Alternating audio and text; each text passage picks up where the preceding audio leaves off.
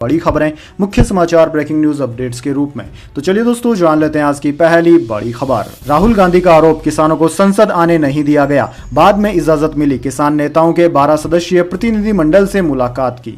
जी हां दोस्तों, लोकसभा में विपक्ष के नेता और कांग्रेस नेता राहुल गांधी ने आज संसद किसान नेताओं से मुलाकात की। किसान नेताओं का 12 सदस्यीय प्रतिनिधिमंडल संसद में राहुल गांधी के ऑफिस पहुंचा और लोकसभा प्रतिपक्ष नेता से मुलाकात की। दरअसल दोस्तों, मुलाकात के कुछ देर पहले राहुल गांधी ने किसानों को संसद के अंदर नहीं आने देने का आरोप लगाया था। राहुल गांधी ने कहा था कि हमने उन्हें यानी कि किसान नेताओं को यहां मिलने के लिए आमंत्रित किया था, लेकिन वे उन्हें यहां नहीं आने दे रहे हैं क्योंकि वे किसान हैं। शायद यही कारण है कि वे उन्हें अंदर नहीं आने दे रहे। इसके बाद किसानों को अंदर जाने की इजाजत मिल गई। एजेंसी के मुताबिक किसानों का प्रतिनिधिमंडल राहुल गांधी से प्राइवेट मेंबर्स बिल लाने की बात रखेंगे। चलिए दोस्तों जान लेते हैं अगली खबर। भारत को मिला बांग्लादेश के मोंगला बंदरगाह का टर्मिनल, चीन भी कर रहा था कोशिश। यह इस साल भारत की तीसरी बंदरगाह डील।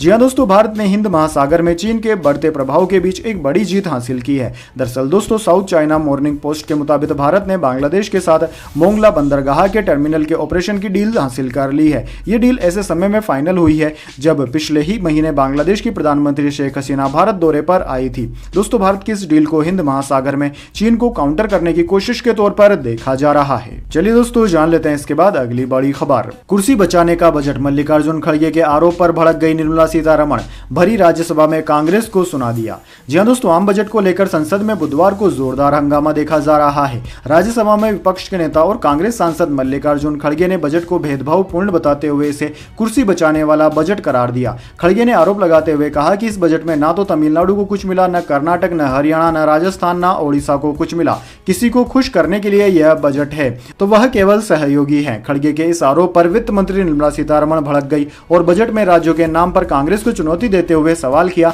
कि क्या आपने अपने सभी बजट भाषणों में सभी राज्यों का नाम लिया था। चलिए दोस्तों जान लेते हैं अगली खबर। एबीपी शिखर सम्मेलन में अखिलेश यादव बोले, यूपी में सबसे कम एफडीआई, ये केवल नाम की डबल इंजन सरकार है। जी हां दोस्तों, समाजवादी पार्टी के राष्ट्रीय अध्यक्ष और कन्नौज से सांसद अखिलेश यादव ने बजट 2024 के मुद्दे पर एबीपी न्यूज से खास बातचीत की। एबीपी शिखर सम्मेलन में पत्रकार रोहित सिंह सांवल से बातचीत का जवाब देते हुए अखिलेश ने कहा कि दावे तो बड़े बड़े हुए लेकिन हासिल कुछ नहीं हुआ। यूपी में निवेश के संदर्भ में अखिलेश ने दावा किया कि राज्य में सबसे कम एफडीआई आई है। चलिए दोस्तों जान लेते हैं इसके बाद अगली बड़ी खबर। बिहार में पेपर लीक पर 10 साल की सजा, 1 करोड़ का जुर्माना, विधानसभा के विधेयक पास, सदन से विपक्ष का हुआ वॉकआउट। जी हां दोस्तों, बिहार विधानसभा में एंटी पेपर लीक विधेयक पास हो गया। राज्यपाल के हस्ताक्षर के बाद यह बिल राज्य में लागू हो जाएगा। इस बिल के मुताबिक अब पेपर लीक को सीरियस क्राइम माना जाएगा। विधानसभा से कानून पास होने के बाद पेपर लीक मामले के आरोपियों पर नॉन बेलेबल धाराएं लगाई जाएगी। नए कानून में 3 से 10 साल की सजा और 10 लाख से 1 करोड़ तक के जुर्माने लगाने का प्रावधान है। ये नियम राज्य सरकार की तरफ से आयोजित होने वाली सभी परीक्षाओं में लागू होंगे। इसके अलावा जो भी संस्था पेपर लीक में शामिल होगी उसे 4 साल के लिए ब्लैक लिस्टेड किया जाएगा। वैसे दोस्तों, आपको क्या लगता है, अगर संस्था भी पेपर लीक में शामिल है तो उस पर आजीवन बैन लगा देना सही रहेगा या गलत? कमेंट बॉक्स में अपनी राय जरूर दीजिए। चलिए दोस्तों जान लेते हैं अगली खबर। यूपी उत्तराखंड समेत 11 राज्यों में आज भारी बारिश का अलर्ट, गुजरात में बाढ़ के हैं हालात। जी हां दोस्तों, सावन आते ही दिल्ली एनसीआर में भी मानसून मेहरबान हो गया। मंगलवार को भी दिल्ली एनसीआर और आसपास के कुछ इलाकों में झमाझम बारिश हुई थी, जबकि कुछ इलाकों में बादल छाए रहे और ठंडी हवाएं चली। वहीं दोस्तों, बंगाल की खाड़ी में बना निम्न दबाव का क्षेत्र कुछ राज्यों के लिए खतरनाक साबित हो रहा है। इसमें गुजरात और महाराष्ट्र शामिल है। मुंबई में जहां तेज बारिश से कई सड़कें डूब रही है, वहीं गुजरात के कच्छ जिले के नखत्राणा तालुका में बाढ़ जैसे हालात बन गए। यहां सड़कों पर नदियों जैसे तेज बहाव से लोगों का जनजीवन अस्त व्यस्त हो गया। इसी के साथ यूपी उत्तराखंड सहित 11 राज्यों में भी बुधवार को भारी बारिश का अलर्ट जारी किया गया है। दोस्तों, जिन 11 राज्यों का नाम है उनमें उत्तराखंड, यूपी, पंजाब, हरियाणा, राजस्थान, गुजरात, मध्य प्रदेश, गोवा, मध्य महाराष्ट्र, ओडिशा और छत्तीसगढ़ राज्य शामिल हैं। चलिए दोस्तों जान लेते हैं अगली खबर। शंभू बॉर्डर अभी नहीं खुलेगा, बनी रहेगी यथास्थिति, सुप्रीम कोर्ट का आदेश। तुषार मेहता ने क्या क्या रखी दलीलें। जी हां दोस्तों, शंभू बॉर्डर पर सुप्रीम कोर्ट में बुधवार को सुनवाई हुई। सुप्रीम कोर्ट ने साफ कर दिया कि अभी शंभू बॉर्डर नहीं खुलेगा और यथास्थिति बरकरार रहेगी। सुप्रीम कोर्ट ने अपने आदेश में कहा कि समिति गठित होने तक पंजाब और हरियाणा सरकार शंभू बॉर्डर पर यथास्थिति बनाए रखे। सुप्रीम कोर्ट ने बुधवार को कहा कि किसानों और सरकार के बीच विश्वास की कमी है। इस कमी को दूर करने और किसानों की मांगों का हल निकालने के लिए कोर्ट ने एक स्वतंत्र समिति बनाने का प्रस्ताव रखा है। इस समिति में प्रतिष्ठित लोग शामिल होंगे जो प्रदर्शनकारी किसानों से बातचीत करेंगे। चलिए दोस्तों जान लेते हैं अगली खबर। हिंसा पर ममता बनर्जी के बयान से बांग्लादेश को ऐतराज, विदेश मंत्री बोले इसमें भ्रम की गुंजाइश। सीएम ने कहा था पीड़ितों के लिए दरवाजे खुले हैं। जी हां दोस्तों, पश्चिम बंगाल की सीएम ममता बनर्जी के बयान पर बांग्लादेश सरकार ने मंगलवार की देर रात आपत्ति जताई। ममता ने 21 जुलाई को टीएमसी की शहीद दिवस रैली में कहा था कि वे पड़ोसी देश में संकट में फंसे लोगों के लिए अपने राज्य के दरवाजे खुले रखेंगी और उन्हें शरण देंगी। ममता ने अपने इसके लिए बयान में संयुक्त राष्ट्र के प्रस्ताव का हवाला भी दिया था। अब दोस्तों, ममता बनर्जी के बयान पर बांग्लादेश के विदेश मंत्री हसन महमूद ने कहा है कि पश्चिम बंगाल की मुख्यमंत्री के प्रति पूरा सम्मान रखते हुए जिनके साथ हमारे बहुत करीबी संबंध है, हम यह स्पष्ट करना चाहते हैं कि उनकी टिप्पणियों में भ्रम की काफी गुंजाइश है, इसलिए हमने भारत सरकार को एक नोट दिया है। चलिए दोस्तों, जान लेते हैं अगली खबर। मुझे मारना चाहता था लॉरेंस बिश्नोई, गैंग के साथ बनाया प्लान, खतरे में मेरा खानदान, पुलिस से बोले सलमान खान। जी हां दोस्तों, सलमान खान ने मुंबई स्थित घर गैलेक्सी अपार्टमेंट में 14 अप्रैल की सुबह गन फायरिंग हुई थी। इस मामले को मुंबई पुलिस की क्राइम ब्रांच ने गंभीरता से लेते हुए जांच शुरू कर दी थी। सलमान खान को सालों पहले गैंगस्टर लॉरेंस बिश्नोई ने जान से मारने की धमकी दी थी। दोस्तों, फायरिंग करने वाले अपराधी बाइक पर सवार होकर आए थे। उन्होंने सलमान के घर के बाहर कुछ राउंड फायरिंग भी की थी और फिर वहां से भाग गए थे। बाद में मुंबई पुलिस ने इन अपराधियों को पकड़ा था। दोस्तों, मामले को लेकर सुपरस्टार सलमान खान की स्टेटमेंट भी पुलिस ने रिकॉर्ड की थी, जो अब आज तक के हाथ लगी है। दरअसल दोस्तों, सलमान खान के घर पर हुई फायरिंग के मामले की चार्जशीट मुंबई पुलिस की क्राइम ब्रांच में दायर कर दी गई है। इसमें सलमान खान के दिए गए बयान शामिल है, जिसमें सलमान खान कह रहे हैं कि लॉरेंस बिश्नोई से उनके पूरे परिवार को खतरा है, वह मुझे मारना चाहता है। चलिए दोस्तों, जान लेते हैं अगली खबर। लालू यादव की तबीयत बिगड़ी, यूरिन में परेशानी के बाद दिल्ली एम्स में भर्ती कराया गया। 2 साल पहले किडनी ट्रांसप्लांट हुआ था। जी हां दोस्तों, आरजेडी सुप्रीमो लालू प्रसाद यादव की तबीयत फिर बिगड़ गई है। दिल्ली एम्स में उनका इलाज चल रहा है। दरअसल दोस्तों, सोमवार को यूरिन करने में परेशानी के बाद उन्हें एम्स लाया गया था। उनके करीबियों ने बताया कि उन्हें रेगुलर मेडिकल चेकअप के लिए लाया गया है। इस चेकअप में 2 दिन का समय लगता है। उनकी स्थिति अभी ठीक बताई जा रही है। चलिए दोस्तों, जान लेते हैं अगली खबर। ट्रेनी आईएएस ऑफिसर पूजा खेड़कर अकेडमी नहीं पहुंची, 23 जुलाई की डेडलाइन थी। अब पेरेंट्स के तलाक का दावा कर रिजर्वेशन लेने का लगा आरोप। जी हां दोस्तों, विवादों में घिरी ट्रेनी आईएएस ऑफिसर पूजा खेड़कर की वाशिम में चल रही ट्रेनिंग को केंद्र सरकार ने रद्द कर दिया था। पूजा को 23 जुलाई तक मसूरी स्थित Lal Bahadur Shastri national administration academy LBSNAA report करने के लिए कहा गया था, लेकिन वे बुधवार तक भी वहां नहीं पहुंच सकी। टाइम्स की रिपोर्ट के मुताबिक पूजा ने कहा कि वे व्यक्तिगत कारणों के चलते अकेडमी नहीं पहुंच पाई है। अकेडमी में मौजूद सूत्रों ने कहा है कि अब आगे क्या एक्शन लेना है यह जल्द ही तय किया जाएगा। इसी बीच दोस्तों, पूजा पर उनके माता पिता के मैरिटल स्टेटस की जानकारी छिपाकर ओबीसी नॉन क्रीमिलियर लेयर का कोटा हासिल करने का आरोप लगा है। दरअसल दोस्तों, पूजा के पिता दिलीप खेड़कर रिटायर्ड आईएएस अधिकारी हैं। उन्होंने चुनाव भी लड़ा था, जिसके एफिडेविट में उन्होंने अपनी संपत्ति 40 करोड़ रुपए बताई थी। चलिए दोस्तों, जान लेते हैं इसके बाद अगली बड़ी खबर। नेपाल में प्लेन क्रैश, 18 लोगों की मौत, पायलट हुआ घायल। काठमांडू से उड़ान भरते ही विमान में झटका लगा, फिर आग लग गई। जी हां दोस्तों, नेपाल की राजधानी काठमांडू में एक विमान क्रैश हो गया। प्लेन में सवार 19 लोगों में से 18 की मौत हो गई। वहीं घायल पायलट कैप्टन एम साक्य को गंभीर हालत में अस्पताल पहुंचाया गया है। प्लेन काठमांडू के पोखरा जा रहा था। दरअसल दोस्तों, प्लेन ने सुबह करीब 11 बजे त्रिभुवन एयरपोर्ट से उड़ान भरी थी। इसके कुछ ही देर के अंदर यह प्लेन क्रैश हो गया।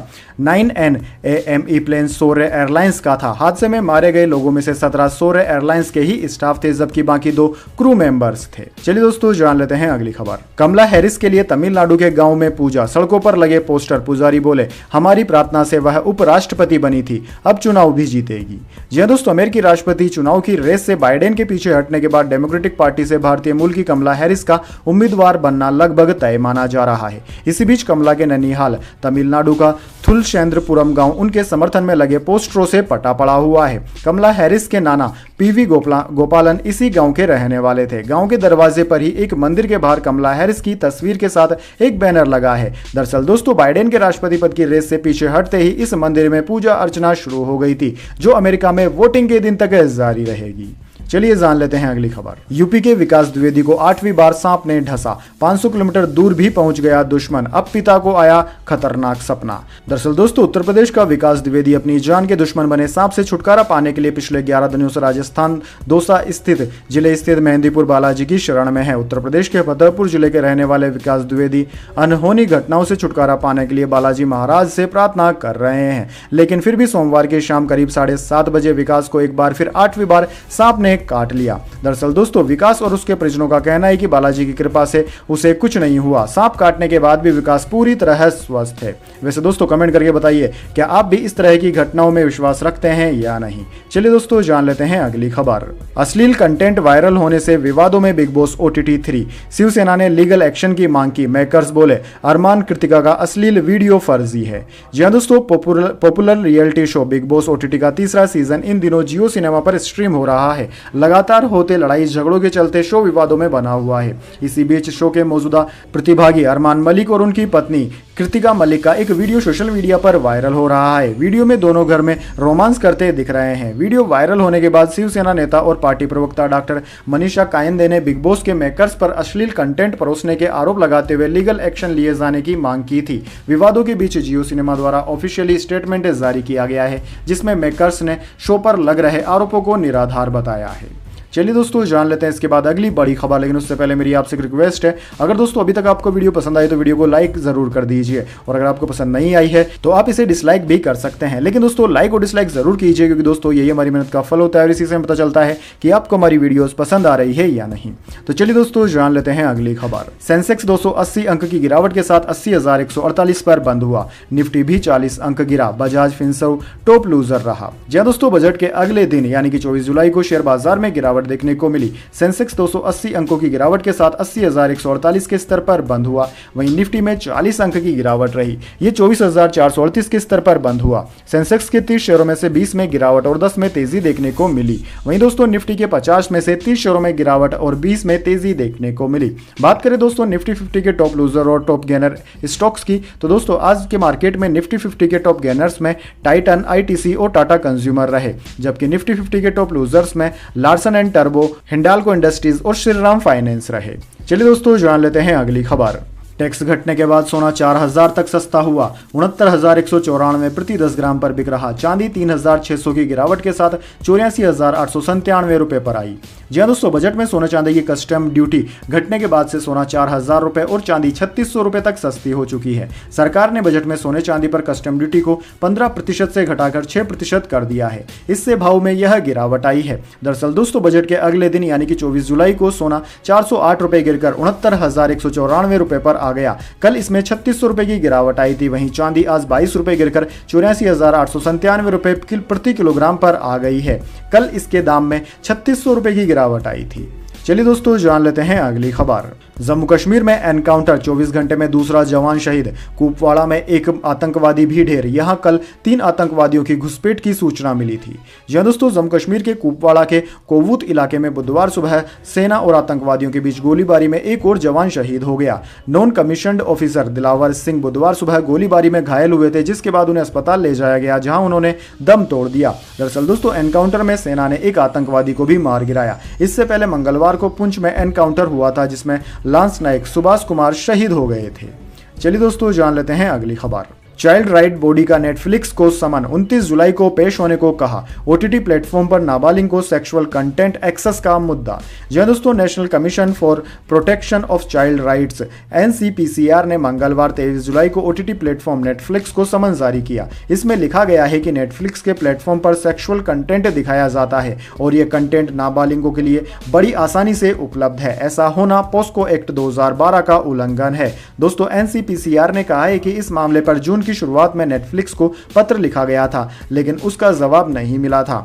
वहीं कमीशन के द्वारा जारी नए समन पर नेटफ्लिक्स की तरफ से कोई बयान अभी तक सामने नहीं आया है। चलिए दोस्तों जान लेते हैं अगली खबर। पेरिस में ओलंपिक से पहले ऑस्ट्रेलियाई महिला के साथ दुष्कर्म, मदद मांगती CCTV में दिखी पीड़िता। जी हां दोस्तों, फ्रांस में 2 दिन बाद ओलंपिक की शुरुआत होनी है। इसके पहले एक दिन पहले ऐसा मामला सामने आया है, जिससे पूरे देश को शर्मसार होना पड़ रहा है। पेरिस की राजधानी फ्रांस में ऑस्ट्रेलिया की एक महिला के साथ सामूहिक दुष्कर्म का मामला सामने आया। पुलिस के मुताबिक ओलंपिक के कुछ दिन पहले पेरिस में एक ऑस्ट्रेलियाई महिला के साथ 5 लोगों ने सामूहिक बलात्कार किया। पीड़िता ने खुद के साथ दुष्कर्म होने के बाद एक कबाब की दुकान में शरण ली, जिसका CCTV फुटेज सामने आया है। फ्रांसीसी पुलिस ने बताया कि 20 जुलाई की आधी रात के बाद महिला के साथ दुष्कर्म के साथ ही मारपीट भी की गई थी। मामले की जांच शुरू कर दी गई है। चलिए दोस्तों जान लेते हैं अगली खबर। बजट में एनपीएस वात्सल्य स्कीम का ऐलान, 10,000 की एसआईपी में 63 लाख का फंड बनेगा। मुद्रा योजना में अब 20 लाख का लोन। जी हां दोस्तों, वित्त मंत्री निर्मला सीतारमण ने बजट में एनपीएस वात्सल्य स्कीम का ऐलान कर दिया। प्राइवेट सेक्टर में एम्प्लॉयर्स के लिए एनपीएस कंट्रीब्यूशन लिमिट एम्प्लॉय की बेसिक सैलरी के 10% से बढ़ाकर 14% भी कर दी गई है। इसके अलावा मुद्रा लोन की लिमिट 20 लाख कर दी गई है। दरअसल दोस्तों, एनपीएस वात्सल्य को बच्चों के बड़े होने पर उनकी फाइनेंशियल सिक्योरिटी इंश्योर करने में मदद के लिए डिजाइन किया गया है। इस स्कीम में माता पिता बच्चों की ओर से निवेश कर सकते हैं। बालिग होने पर अकाउंट रेगुलर एनपीएस में बदल जाएगा। चलिए जान लेते हैं इसके बाद अगली खबर। गुजरात में बारिश से इमारत गिरी, 3 की मौत। छत्तीसगढ़ में एनएमडीसी का डैम टूटा, शहर में पानी घुसा, 100 मकान ढहे और गाड़ियां भी बही। जी हां दोस्तों, गुजरात में पिछले 2 दिनों से लगातार बारिश हो रही है। द्वारका के खंबालिया में एक 3 मंजिला इमारत गिरने से एक बुजुर्ग महिला और 2 बच्चियों की मौत हो गई। सूरत में 24 घंटे में 228 mm बारिश रिकॉर्ड की गई। यहां सड़कों पर नदियों जैसा पानी बह रहा है। वहीं दोस्तों, छत्तीसगढ़ के बस्तर संभाग में भारी बारिश से दंतेवाड़ा जिले के किंदुल में स्थित एनएमडीसी का चेक डैम टूट गया। इससे डैम का पानी किंदुल शहर में घुस गया। इस दौरान करीब 100 से ज्यादा मकान दुकान ढह गए। पानी का फ्लो इतना तेज था कि सड़क पर खड़े छोटे बड़े वाहन बहने लगे। मुख्य सड़क से लेकर बस्तियों की सड़कें और गलियां तक उखड़ गई। चलिए दोस्तों, जान लेते हैं अगली खबर। 21 जुलाई 2024 दुनिया के इतिहास का सबसे गर्म दिन रहा। 84 साल का रिकॉर्ड टूटा। जी हां दोस्तों, 21 जुलाई 2024 यानी कि पिछला रविवार धरती के इतिहास का सबसे गर्म दिन था। इससे पहले धरती ने ऐसी गर्मी पिछले साल 6 जुलाई को भी रिकॉर्ड की थी। यह जानकारी कोपरनिकल क्लाइमेट चेंज C3S सर्विस ने दी है। इसके मुताबिक रविवार को वैश्विक औसत तापमान 17.09 डिग्री सेल्सियस था, जिसने 1940 के अब तक के रिकॉर्ड को तोड़ दिया है। इस भयानक गर्मी की वजह से यूरोप और अमेरिका में हीट वेव और जंगल की आग फैली हुई है। इससे पहले इतना तापमान 6 जुलाई 2024 को भी रिकॉर्ड किया गया था। तब पारा 17.08 डिग्री सेल्सियस था। कहने को तो तापमान में सिर्फ 0.01 डिग्री सेल्सियस का अंतर आया है, लेकिन इसकी वजह से जो आपदाएं आएंगी या आ रही है वह भयानक है। चलिए दोस्तों, जान लेते हैं अगली खबर। डिफेंस बजट लगातार तीसरे साल हथियार खरीद की रकम में कटौती, 67% सैलरी पेंशन पर खर्च, 14,000 शब्दों के भाषण में अग्निवीर का जिक्र नहीं। जी हां दोस्तों, डिफेंस बजट 6 महीने पहले पेश हुए अंतरिम बजट का बहुत हद तक कॉपी है। सेना को खर्च के लिए 6,21,940 करोड़ रुपए मिले हैं, जो अंतरिम बजट से महज 400 करोड़ रुपए यानी कि 0.064% ज्यादा है। इसमें हथियारों की खरीद और सैलरी पेंशन को मिलने वाला बजट जस का तस है। 400 करोड़ रुपए की बढ़ोतरी रक्षा मंत्रालय के हिस्से गई है। दोस्तों, लगातार तीसरे साल कैपिटल बजट यानी कि हथियारों की खरीद और सेना के मॉडर्नाइजेशन पर होने वाले खर्च में कटौती की गई है। पिछले साल कैपिटल बजट के लिए जो अमाउंट मिला था उसमें से भी करीब 5,000 करोड़ रुपए सरकार खर्च नहीं कर पाई। चलिए दोस्तों, जान लेते हैं अगली खबर। CAA प्रोटेस्ट, मृत युवक के केस की जांच CBI करेगी। पुलिस कर्मियों की पिटाई के बाद अस्पताल में हुई थी मौत, दिल्ली हाईकोर्ट ने बताया हेट क्राइम। जी हां दोस्तों, दिल्ली हाईकोर्ट ने मंगलवार को 23 साल के मुस्लिम युवक की हत्या के मामले की जांच CBI को सौंपी है। युवक को 2020 में दिल्ली में भड़के दंगों के दौरान पुलिस कर्मियों ने पीटा था और राष्ट्रगान गाने के लिए मजबूर किया था। जस्टिस अनूप जयराम भंबानी ने मामले में दिल्ली पुलिस की जांच अधूरा बताया है। साथ ही हमलावरों को सहूलियत भी दी गई। उन्होंने कहा कि मामला हेट क्राइम का है, जिसमें पुलिस कर्मियों की कार्रवाई गैर कानूनी और धार्मिक कट्टरता से प्रेरित लगती है। मामले में 24 फरवरी 2020 का वीडियो सामने आया था, जिसमें पुलिसकर्मी मृतक फैजान समेत अन्य 4 लोगों की पिटाई करते दिख रहे थे। उन्हें राष्ट्रगान गाने और वंदे मातरम का नारा लगाने के लिए मजबूर किया जा रहा था। पिटाई के बाद फैजान को दिल्ली के ज्योति नगर पुलिस स्टेशन में हिरासत में रखा गया था, जहां पर 24 घंटे के भीतर ही फैजान की अस्पताल में मौत हो गई। चलिए दोस्तों, जान लेते हैं अगली खबर। चीन में होगा रिटायरमेंट की एज में 10 साल का इजाफा, बढ़ती बुजुर्ग आबादी है बड़ी वजह। अभी 50 साल है रिटायरमेंट की आयु। जी हाँ दोस्तों, चीन में अब रिटायरमेंट की उम्र बढ़ाने की तैयारी हो रही है। वहां पर बच्चे कम पैदा हो रहे हैं और बुजुर्गों की आबादी बढ़ती जा रही है। इस वजह से देश में काम करने के लिए लोग कम होते जा रहे हैं। हालात को देखते हुए चीन सरकार ने रिटायरमेंट एज बढ़ाने का फैसला किया है। BBC की रिपोर्ट के मुताबिक चीन में कम्युनिस्ट पार्टी की टॉप लीडरशिप वाली मीटिंग में इस नए प्रस्ताव पर मोहर लगाई गई। इस प्रस्ताव के लागू होने के बाद चीन में रिटायरमेंट की उम्र 10 साल बढ़ सकती है। हालांकि ये धीरे धीरे कई चरणों में लागू की जाएगी। दरअसल दोस्तों, चीन दुनिया के उन देशों में से आता है जहां पर रिटायरमेंट की उम्र काफी कम है। चीन में पुरुष 60 साल और महिलाएं 55 साल में रिटायर हो जाती है। जो महिलाएं मेहनत वाले काम से जुड़ी हैं, उन्हें 50 साल में ही रिटायरमेंट मिल जाती है। चलिए दोस्तों जान लेते हैं अगली खबर। आप डायरेक्शन देगी क्या मुझे, महुआ मोइत्रा पर बरस पड़े लोकसभा स्पीकर ओम बिरला। जी हां दोस्तों, बजट पर चर्चा के दौरान बुधवार को लोकसभा में टीएमसी सांसद महुआ मोइत्रा ने स्पीकर ओम बिरला को गुस्सा दिला दिया। मोइत्रा के बर्ताव से स्पीकर काफी नाराज नजर आए। हुआ कुछ यूं कि ममता बनर्जी का जिक्र लोकसभा में आया और अभिषेक बनर्जी और उनकी पार्टी के सांसद सदन में हंगामा करने लगे। इसी बीच बीजेपी के एक सदस्य ने पश्चिम बंगाल की सीएम पर टिप्पणी की, जिसके बाद मामला व्यवस्था का हो गया। ओम बिरला ने बता भी दिया कि जो सदन का सदस्य नहीं है उनका नाम कोई भी ना लिया जाए। इसके बावजूद महुआ मोइत्रा और टीएमसी के सांसदों ने हंगामा जारी रखा। इसी बीच महुआ मोइत्रा ने डिमांड रख दी कि बीजेपी के एमपी को सस्पेंड किया जाए। इस पर ओम बिरला गुस्से से लाल हो गए। उन्होंने कहा कि आप मुझे डायरेक्शन देगी, नो नो नो, मैं ये अलाउ नहीं कर सकता। फिर अभिषेक बनर्जी ने कहा कि जो इस सदन का सदस्य नहीं होता है उसका नाम नहीं लेना चाहिए। उन्होंने आगे कहा कि ममता बनर्जी भी इस सदन की सदस्य नहीं है। तो बजट पेश होने के बाद संसद की कार्यवाही शुरू होने से ठीक पहले कांग्रेस तथा अन्य विपक्षी दलों के नेताओं ने बुधवार को यहां संसद भवन के बाहर मकर द्वार के पास बजट को जन विरोधी बताते हुए प्रदर्शन किया। विरोध प्रदर्शन में कांग्रेस संसदीय दल की नेता सोनिया गांधी, समाजवादी पार्टी के नेता अखिलेश यादव, आम आदमी पार्टी के संजय सिंह सहित कई दलों के प्रमुख नेताओं ने हिस्सा लिया और सरकार विरोधी नारे लगाए। प्रदर्शनकारी विपक्षी सांसद प्रधानमंत्री नरेंद्र मोदी पर तानाशाही का आरोप लगाते हुए प्रदर्शन कर रहे थे। सबके हाथों में नारे लिखी हुई तख्तियां थी। गैंगस्टर आनंद पाल का एनकाउंटर करने वाले 5 पुलिस अधिकारियों पर मुकदमा चलेगा। कोर्ट ने इनके खिलाफ प्रसंज्ञान लेते हुए हत्या की धारा 302 के तहत मुकदमा चलाने और जांच के आदेश दिए हैं।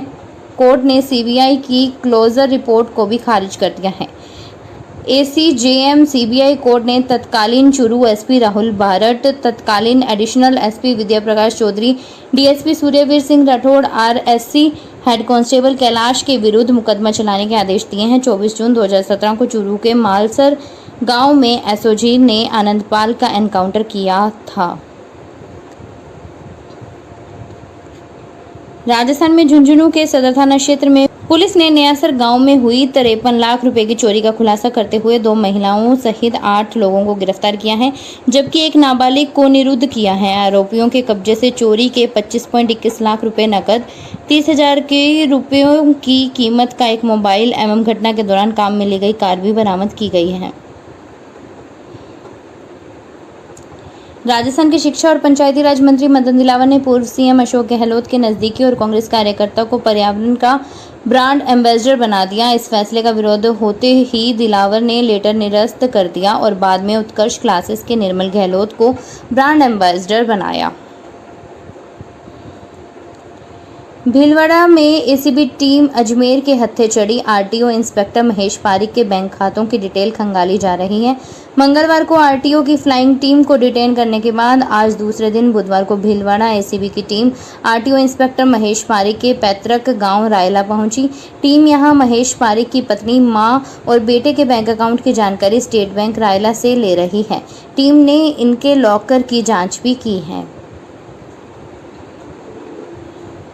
जैसलमेर कलेक्टर प्रताप सिंह की गाड़ी का एक्सीडेंट हो गया। आवास से बाहर निकलते समय एक गाड़ी ने टक्कर मार दी। तेज गति से आई गाड़ी ने टक्कर मारी और फरार हो गई। कलेक्टर की गाड़ी का आगे का हिस्सा क्षतिग्रस्त हो गया। कलेक्टर ने गाड़ी बदली और ऑफिस चले गए। पुलिस को जानकारी मिलने पर नाकाबंदी की गई। इस दौरान अचलवंशी कॉलोनी में गाड़ी को पकड़ा। शहर कोतवाली की टीम ड्राइवर और गाड़ी को पकड़कर थाने लाई।